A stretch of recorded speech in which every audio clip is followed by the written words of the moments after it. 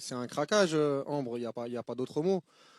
C'est pas possible quand tu es président de l'Olympique de Marseille, encore plus de l'Olympique de Marseille, de tenir ces mots-là, surtout quand il y a pas de preuves. Il est allé trop loin, Pablo Longoria, et pourtant c'est un homme qui est brillant quand il est à froid. Là, il a trop été dans l'émotion et c'est un problème quand tu as ce statut-là. Au-delà du statut de président de l'Olympique de Marseille, c'est quelqu'un qui a une place importante dans les instances françaises, dans les instances européennes, qui a beaucoup d'expérience.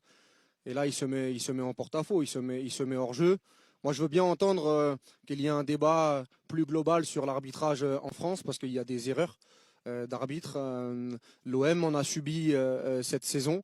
Maintenant, hier soir, moi aussi à chaud, je pensais qu'il y avait pas carton jaune sur Cornelius, que le penalty de Quentin Merlin pouvait être sifflé. Mais avec le recul, avec les règles d'arbitrage, bah, tu te rends compte que finalement, il y a pas de scandale, que le mot scandale ne doit pas être mis en avant hier soir. Il y a eu des scandales pour l'Olympique de Marseille cette saison. Le penalty de Murillo à Rennes, le carton jaune de Balerdi la semaine dernière contre Angers.